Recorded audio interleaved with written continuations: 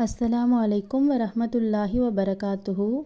வாழ்வியல் வகுப்பு. இன்றைக்கு வகுப்பு 13, 14 நம்ம பார்க்கலாம்.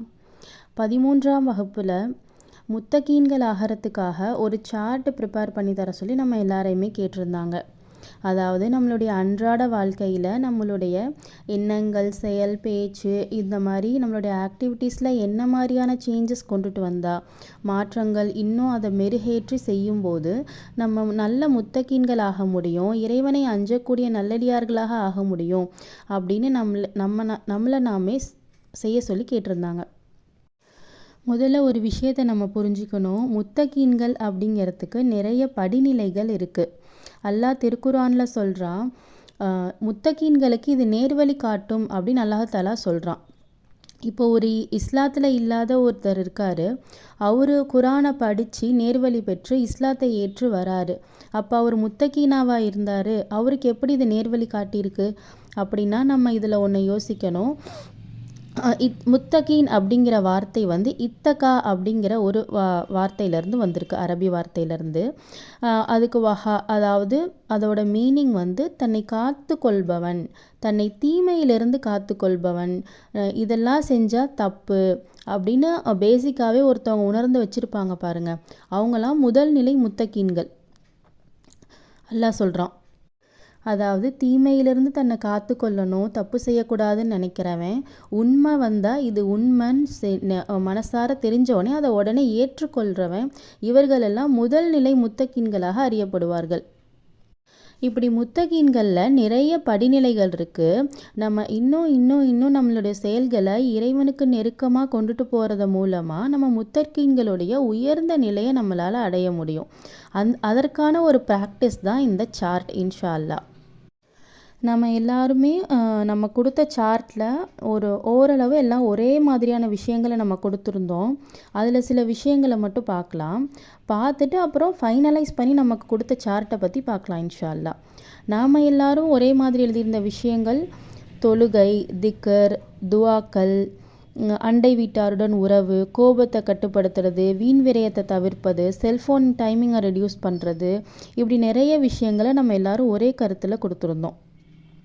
சரி, இப்போ இந்த விஷயங்கள்லாம் நம்ம செய்யலையா, தொழுகை பண்ணலையா, திக்ரு செய்யலையா, துவா பண்ணலையா, அண்டை வீட்டார் உறவில் இல்லையா அப்படின்னு கேட்டால் நம்ம எல்லாம் செய்கிறோம். ஆனால் எவ்வளவு அதை நேர்த்தியாக அழகாக கவனத்தோடு அல்லாஹுக்காக செய்கிறோங்கிறத நம்ம பார்க்கணும். நம்ம ஏற்கனவே பார்த்த வகுப்புகளில் மறுமைக்காக தாம் செய்த வினையை ஒவ்வொருவரும் கவனிக்கட்டும் அப்படின்னு அல்லாஹ் சொல்கிறான். அதனால் கவனமாக செய்கிறதுங்கிறது ஒவ்வொரு காரியத்திலையும் அது முக்கியம். அது கவனமாக செய்யும்போது தான் நமக்கு அது நன்மையை பெற்றுத்தரும். கவனமற்று செய்யும்போது அது தீங்கில் போய் முடிஞ்சிடும். அல்லாஹ் சொல்கிறான். அந்த தொழுகையை எடுத்துக்கோங்களேன். எல்லாருமே நம்ம ஃபஸ்ட்டு எழுதியிருந்த விஷயம் தொழுகை. இந்த தொழுபவர்களுக்கு கேடு அப்படின்னே ஒரு வசனத்தில் அல்லாஹ் சொல்கிறான். அப்போ அந்த தொழுகையை சரிவர தொழுகலைன்னா இறைவன் நமக்கு முன்னாடி நின்றுட்டுருக்கான், அவன்கிட்ட பேசிக்கிட்டு இருக்கோம் அப்படிங்கிற அந்த உள்ளுணர்வோடு தொழுகணும். அந்த தொழுகைக்கு முன்னாடி செய்யக்கூடிய உழு இருக்குது, நெய்யத் இருக்குது, இது எல்லாத்தையும் நம்ம சரிவர செய்யணும், அழகான முறையில் செய்யணும். இப்படி எல்லாத்தையும் கவனமாக செய்யணும். அடுத்தது திக்கரும் அதே மாதிரி தான். நம்ம ஏதோ சுபான்லா அல்ஹம்துலில்லா சொல்கிறோம் அப்படின்னு நம்ம ஒரு வாய் வார்த்தையாக நம்ம சொல்லக்கூடாது. நம்ம உள்ளம் எதையோ சிந்திச்சுக்கிட்டு வாயில் சொல்லக்கூடாது. நம்ம அதை அந்த பொருளை உணர்ந்து அல்லாஹுவை நினைத்து அந்த இடத்துல நம்ம அதை சொல்லணும். துஆக்கள், அல்லாஹ் எல்லா விஷயங்கள்லையும் துஆக்களை கற்றுக் கொடுத்துருக்கான். வீட்டுக்குள்ளே வரும்போது, போகும்போது, கழிவறையில் நுழையும் போது, வெளியே வரும்போது, இது எல்லாமே இறைவனுக்கு நன்றி செலுத்தக்கூடியதும் இறைவன்கிட்ட பாதுகாப்பு கேட்கக்கூடியதுமா இருக்குது. அப்போ இதையெல்லாம் நம்ம உணர்ந்து சொல்லும்போது அல்லாஹ்வை நம்ம எல்லா நேரங்கள்லையும் நினச்சிக்கிட்டே இருப்போம். அதே மாதிரி அண்டை வீட்டாருடன் உறவு, இது பார்த்தோன்னா இப்போ அண்டை வீட்டாருடனான உறவு இப்போ எப்படி இருக்குன்னா சண்டையாக தான் இருக்குது பல இடங்களில். நீ வளர்க்குற செடி என் வீட்டுக்கு வரக்கூடாது, என் வீட்டு பக்கம் வரக்கூடாது, நீ ஊற்றுற தண்ணி என் வீட்டு பக்கம் வரக்கூடாது. இப்படி இது நம்ம ரசூல்லா எப்படி அந்த உறவை பேணுனாங்க அப்படிங்கிறதே நம்ம எல்லாரும் மறந்துட்டோம். நிறைய சண்டைகளில் இருக்குது. அதை நம்ம மாற்றிக்கணும் இன்ஷா அல்லாஹ். அடுத்து கோபத்தை கட்டுப்படுத்தணும். இது ஷைத்தானுடைய ஒரு பெரிய இடமே இந்த கோபம்தான். இதை நம்ம கட்டுப்படுத்தும் போது ஷைத்தானை நிறைய இடங்களில் நம்ம விரட்டி விட்டுறலாம். அந்த கோவத்தை கட்டுப்படுத்த பழகணும். வீண் விரயங்களை, தேவையற்ற பொருட்களை வாங்கி குவிக்கிறத தவிர்க்கணும். வீண் விரயங்களை தவிர்க்கணும். வீண் விரயம் செய்பவர்களை அல்லாஹ் விரும்ப மாட்டான் நிச்சயமாக. அதை தவிர்க்கணும். அப்புறம் இந்த செல்ஃபோன் டைமிங், நம்ம இந்த ஸ்மார்ட் ஃபோன் எடுத்தோம்னு வச்சுக்கோங்க, அதில் எவ்வளோ டைமிங் போகுதுன்னே நமக்கு தெரிய மாட்டேங்குது. அது பாட்டுக்கு ஒரு 1 hour 2 hour 3 hours கூட போகுது. அந்த ஃபோனை கீழே வச்சதுக்கப்புறம் நமக்கு என்னடா கிடச்சிச்சு இதிலேருந்து அப்படின்னு பார்த்தா எதுவுமே கிடையாது. நம்ம டைம் வேஸ்ட் ஆனது மட்டும்தான் மிச்சம். அந்த டைமை நம்ம எதாவது யூஸ்ஃபுல்லாக பண்ணியிருந்தால் எவ்வளவோ நம்ம பண்ணலாம் இன்ஷா அல்லாஹ். அதனால் அதெல்லாம் நம்ம இந்த மாதிரியான விஷயங்களெல்லாம் நம்ம மாற்றிக்கணும் அப்படின்னு சொல்லி இன்னும் நிறைய எழுதியிருந்தோம். இன்னும் நிறைய விஷயங்கள் இருந்துச்சு. சரி, இப்போ நம்ம சார்ட்டுக்கு வந்துடலாம். நமக்கு இந்த சார்ட் எல்லாரும் எளிமையாக ஃபாலோ பண்ணணும், கண்டிப்பாக ஃபாலோ பண்ணியிருக்கணும். எவ்வளோ ஈஸியாக செய்ய முடியுமோ அந்த மாதிரி நமக்கு ப்ரிப்பேர் பண்ணி தந்திருந்தாங்க. அல்ஹம்துலில்லாஹ். இதில் காலை 10 மணி சிந்தித்தேன், மதியம் 2 மணி சிந்தித்தேன், இரவு 6 மணி சிந்தித்தேன். அப்புறம் பொய் புறம் அவதூறு பேசவில்லை, நன்மை செய்தேன் அதற்கு நன்றி கூறினேன், தவறு செய்தேன் அதற்கு பரிகாரம் செய்தேன். இப்படி ஒரு 6 விஷயங்கள் நமக்கு கொடுக்கப்பட்டிருக்கு. இதில் முதல் 3 விஷயங்களை பார்த்தா நம்ம சிந்திக்க சொல்லி கொடுத்துருக்காங்க. 10 மணிக்கு, 2 மணிக்கு, 6 மணிக்கு நம்ம என்ன வேலை செய்கிறோம், எது வேணாலும் நம்ம செஞ்சிட்ருப்போம் இல்லையா எல்லாருமே. அதில் என்ன வேலை செய்கிறோம், அதை என்ன நோக்கத்துக்காக அந்த வேலையை செய்கிறோம், இதனுடைய நோக்கம் என்ன, அப்புறம் இந்த வேலை அல்லாஹுடைய தெராசில் நன்மையாக போய் சேருமா தீமையாக போய் சேருமா, இதனுடைய கணம் என்ன, எவ்வளவு நன்மையாக போய் சேரும் அப்படிங்கிறத நம்ம கவனிக்கணும். அந்த நேரங்களில் நம்ம சிந்திச்சு அதை மார்க் பண்ணணும் அப்படின்னு சொல்லியிருந்தாங்க. நம்ம அந்த டைமிங்கில் சிந்திக்கும்போது நம்ம நிச்சயமாக அல்லாஹுவை நினைப்போம் இல்லையா. அந்த நேரத்தில் ஒரு விருந்தினரை உபசரிக்கிறோன்னு வைங்களேன், ஒரு காலை 10 மணி விருந்தினரை உபசரிக்கிறோம் அப்படின்னா இதை நம்ம எதுக்காக செய்கிறோம் அப்படின்னு யோசிக்கணும். இதனுடைய நோக்கம் என்ன, அவங்க வந்திருக்காங்க, நம்ம உபசரிக்கிறோம், அல்லாஹ் இதெல்லாம் செய்ய சொல்லியிருக்கிறான், இது கடமை, விருந்தினர்களை உபசரிக்கணும் அப்படின்னு சொல்லியிருக்கான். இது அல்லாஹுடைய தெராசில் எப்படி போய் சேரும், நன்மையாக போய் சேருமா அப்படின்னு கேட்டால் அது நிச்சயமாக நன்மையாக போய் சேரும். நல்ல ஒரு கனமான நன்மையாக கூட போய் சேரும் இன்ஷா அல்லாஹ். ஏன்னா உறவினர்களை உபசரிக்கிறது அல்லாஹ் ஒரு பெரிய விஷயமா, பெரிய நன்மை தரக்கூடிய விஷயமாக தான் அல்லாஹ் சொல்லியிருக்கான். இந்த மாதிரி இது ஒரு எக்ஸாம்பிள். இந்த மாதிரி ஒவ்வொரு விஷயங்களையும் நம்ம சிந்திக்கணும். அடுத்து மதியம் 2 மணி நம்ம ஒரு டிவி பார்க்குறோம், ஒரு ஃபோன் பார்க்குறோம், இது எதுக்காக நம்ம பார்க்குறோம், நமக்கு பொழுது போகலன்னு பார்க்குறோம், இது அல்லாவோட தெராசில் எப்படி போய் சேரும், இது தீமையாக தான் போய் சேரும். அதில் நம்ம என்ன பார்க்குறோங்கிறது முக்கியம் இல்லையா. நம்ம எந்த மாதிரியான கண்டென்ட் பார்க்குறோம், இது நன்மையாக இருக்கா தீமையாக இருக்கா அப்படின்னு நாமளே ஒவ்வொரு டைமும் எக்ஸாமின் பண்ணிக்குவோம். நம்மளை சுய பரிசோதனை செஞ்சு அதை நம்மளை மாற்றிக்கிறதுக்கு இது பெரிதும் உதவும் இன்ஷா அல்லாஹ். அடுத்தபடியாக பொய் புறம் அவதூறு பேசவில்லை. நம்மளுடைய வாழ்வில் நம்ம என்ன பண்ணுறோம், நம்ம ஃபுல்லாக பேச்சு தானே. நம்ம பேசக்கூடிய ஒவ்வொரு வார்த்தையும் கம்யூனிகேஷன் தான். நம்ம அதை செஞ்சுக்கிட்டே தான் இருக்கோம். அந்த பேச்சுக்களில் பொய் இருக்கா, புறம் இருக்கா, அவதூறு இருக்கா அப்படின்னு நம்ம கவனிக்கணும். பொய் சொல்லக்கூடிய மனிதர்களாக நம்ம இருக்கக்கூடாது. ஏன்னா அல்லாஹ் பொய்யை வெறுக்கிறான். பொய்யன் அப்படின்னே ஒருத்தர் பொய் சொல்லிக்கிட்டே இருந்தாருன்னா பொய்யன் அப்படின்னு அந்த ஏட்டில் அல்லாஹ் எழுதிடுவானாம். அந்த பொய் சொல்பவர்களுக்கு நரகத்தின் அடித்தட்டு அப்படின்னு அல்லாஹ் சொல்கிறான். இப்போ நிறைய இடங்களில் பார்த்தோம்னா பொய் பேசுகிறவங்கிற அந்த உணர்வே சிலருக்கு இருக்க மாட்டேங்குது. அவங்க அந்த ஒரு பொய் சொல்லிட்டாங்கன்னா அந்த பொய்யை மறைக்க வேற திருப்பி நிறைய பொய்கள் சொல்ல வேண்டிய கட்டாயத்தில் அவங்க தள்ளப்படுறாங்க. அந்த பொய் நிறைய பொய்களை சேர்த்து நிறைய பாவங்களை தான் சம்பாதிக்குது. அப்போ நம்ம இதை உணர்ந்து கொள்ளணும், உணர்ந்து இதை தவிர்த்துக்கணும். அடுத்து புறம். இந்த புறம் பார்த்தோம்னா ஒரு மனிதன் ஒரு விஷயத்தை செஞ்சிருப்பான், நான் அவன் செஞ்சதை தானே பேசுகிறேன், நான் அவன் செய்யாததையா பேசுகிறேன் அப்படின்னு நினைப்போம். ஆனால் அது இல்லை, ஒருவர் செய்ததை அவர் இல்லாத டைமில் பேசுகிறதே புறம் தான். அல்லாஹ் அதையும் கண்டிச்சிருக்கான், அதையும் தடுத்திருக்கான், அதற்கும் பாவம்னு சொல்லியிருக்கான். புறம் பேசுவது சக மனிதரின் மாமிசத்தை சாப்பிட்றதுக்கு சமம். அப்போ இன்ஷால்லா நம்ம அதையும் தவிர்த்துக்கணும். அவதூறு, ஒருத்தரை பற்றி இல்லாததை பற்றி நம்ம அவர் செஞ்சிருக்கவே மாட்டார், ஆனால் அவர் செஞ்சாருன்னு சொல்லி நம்ம தப்பிக்கிறதுக்காக நம்ம அவங்க மேலே பழி போடுறது, இந்த மாதிரியான விஷயங்களை வந்து நம்ம தவிர்த்துக்கணும். ஏன்னா அல்லாஹ் சொல்லிட்டான், நாவை பேணாதவன் சொர்க்கம் போகமாட்டான்னு சொல்லிட்டான். 2 தாடைகளுக்கு இடையே உள்ள நாவை பேணாதவன் சொர்க்கம் போகமாட்டான். அதனால் நம்ம இதில் ரொம்ப கவனமாக இருக்கணும். நம்ம எவ்வளவு தொழுதாலும் நோன்பு வச்சாலும் எவ்வளவு அமல்கள் செஞ்சாலும் நம்ம நாவை சரியாக பேணலைன்னா நம்மளால் சொர்க்கம் செல்ல முடியாது. அதனால் இந்த விஷயத்தை கவனித்து நம்ம அதை செய்யணும். அடுத்தபடியாக நன்மை செய்தேன் அதற்கு நன்றி கூறினேன். நம்ம ஏதாவது ஒரு நன்மை செஞ்சுருப்போம்.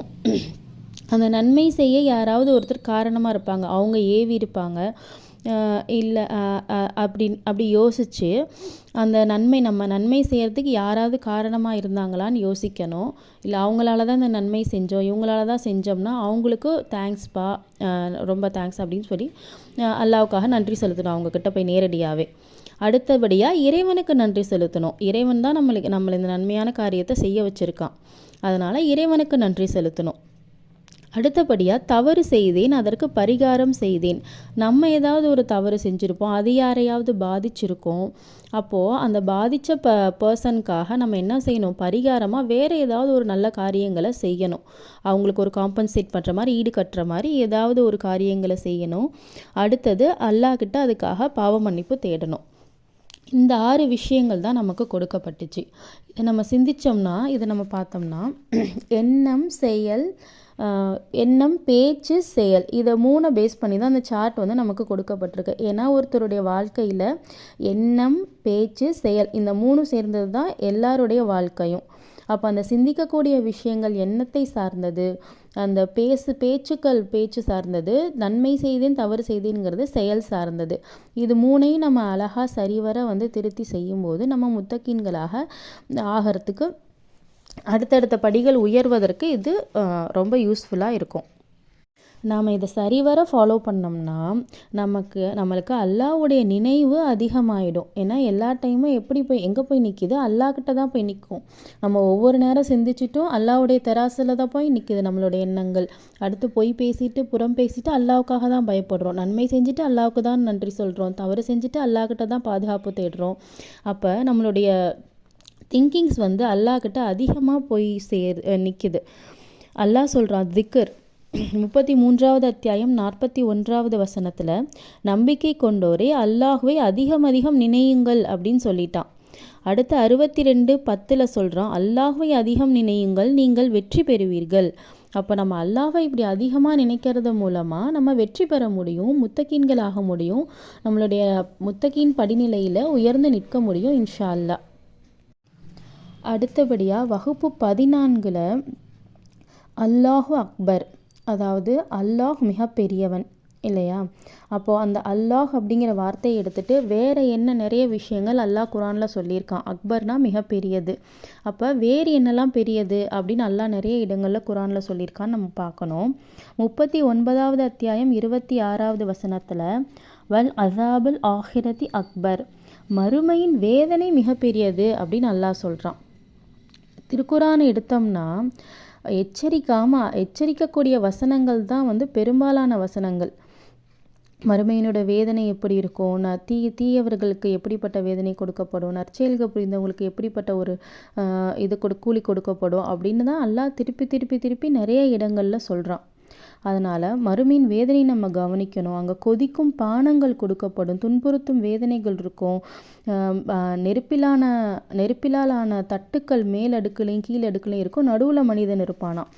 அப்போது இதெல்லாம் எவ்வளோ பெரிய ஒரு கஷ்டம் இல்லையா. அப்போ மறுமையின் வேதனை நம்ம யோசிக்கணும். அல்லாஹ் பல இடங்களில் எச்சரிக்கிறான். அப்போ மறுமையின் வேதனை மிக பெரியது. அல்லாஹ் சொல்கிறான், அது கடுமையானது, நிலையானதுன்னு சொல்கிறான். அல்லாஹ் கடுமை காமிச்சா நம்மளால் தாங்க முடியுமா? முடியாதுல்ல. அப்போ அப்படிப்பட்ட நிலையான மறுமையின் வேதனைக்கு நம்ம அஞ்சி கொள்ளணும், அது மிகப்பெரியதுன்னு அல்லாஹ் சொல்கிறான். அடுத்து 16வது அத்தியாயம் 41வது வசனத்தில், வல அஜ்ருல் ஆஹிரதி அக்பர், மறுமையின் கூலி மிகப்பெரியது அப்படின்னு சொல்கிறான். எப்படி தீயவர்களுக்கு அல்லாஹ் மறுமையின் வேதனையை பற்றி எச்சரிக்கிறானோ அதே மாதிரி நற்செயல் செய்பவர்களுக்கும் அல்லாஹ் நற்செய்தி சொல்லுங்கள் நற்செய்தி சொல்லுங்கள்னு சொல்லிக்கிட்டே இருக்கான். அவர்களுக்கான கூலி, அவர்களுக்கு சொர்க்க சோலைகள் இருக்கும், நிரந்தரமாக இருக்கும். அது எல்லாமே கீழ்ப்பகுதியில் ஆறுகள் ஓடும், அவங்களுக்குன்னு கனிகள் கொடுக்கப்படும். இப்போ தானேப்பா இது சாப்பிட்டேன் அப்படின்னு கேட்பாங்களாம். இல்லை அதே மாதிரி தோற்றமுடையது தான் இது, ஆனால் இதை சாப்பிட்டு பாருங்கள் வேறு டேஸ்ட்டாக இருக்குன்னு சொல்லுவாங்களாம். அப்போ அந்த மறுமையின் கூலி மிகப்பெரியது. அல்லாஹ் சொல்லிட்டான், எந்த கண்ணும் கண்டிராத, எந்த காதும் கேட்டிராத, எந்த உள்ளமும் கற்பனை கூட செய்ய முடியாத அளவுக்கு இருக்குன்னு அல்லாவே சொல்லியிருக்கான். நம்ம ஒரு பிக்சர் பார்க்குறோம், ஒரு வால்பேப்பர் பார்க்குறோம், அது எவ்வளவு அழகாக இருக்குது. அது ஒரு இயற்கை காட்சிகளோட, ஒரு மரங்களோட, மலைகளோட, ஆறுகளோட, அதை பார்க்கும்போதே அந்த ஒரு 2 செகண்ட் நம்ம கண் குளிர்ச்சியை தருது. ஆனால் நினச்சி பாருங்கள், அந்த மாதிரி ஒரு இடத்துல நம்மளை அல்லாஹ் உட்கார வச்சு நம்மளை ட்ரீட் பண்ணானா எப்படி இருக்கும்? அல்ஹம்துலில்லாஹ். அந்த மாதிரி மறுமையின் கூலி அல்லாஹ் மிகப்பெரியது அப்படின்னு சொல்கிறான். அடுத்து 9வது அத்தியாயம் 72வது வசனத்தில் அல்லாஹுவின் திருப்தி மிகப்பெரியது அப்படின்னு அல்லாஹ் சொல்கிறான்.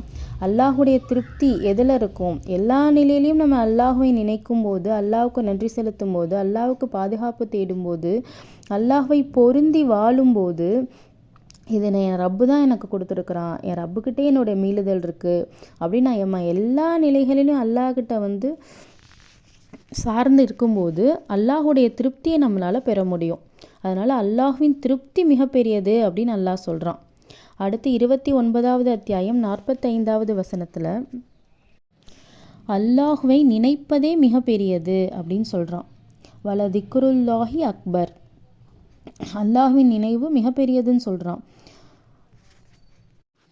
ஒரு முஃமினாக இருக்கக்கூடிய நம்ம இறைவனை நினைக்காம நம்ம எந்த விஷயமே செஞ்சிடக்கூடாது. நம்ம அதில் கவனமாக இருக்கணும். ஒரு சாப்பிடும்போது ஒரு பிஸ்மில்லா சொல்கிறதுலேருந்து ஆரம்பித்து ஒரு பெரிய விஷயங்கள் வரைக்குமே நம்ம இறைவனுடைய நினைவோடவே அந்த வாழ்க்கையை நம்ம வாழணும் இன்ஷா அல்லாஹ். ஏன்னா நம்ம இறைவனுடைய நினைவை விட்டு நகரும்போது ஷைத்தான் அந்த இடத்துல குடியமர்ந்துருவான். எல்லா நிலைகளிலும் இறைவனை நினைப்பது மிக பெரியது. அப்போ அல்லாஹ் சொல்லிட்டான், மறுமையின் வேதனை மிக பெரியதுன்னு சொல்லிட்டான், மறுமையின் கூலி மிக பெரியதுன்னு சொல்கிறான், அல்லாஹுவின் திருப்தி மிக பெரியதுன்னு சொல்கிறான், அல்லாஹுவின் நினைப்பு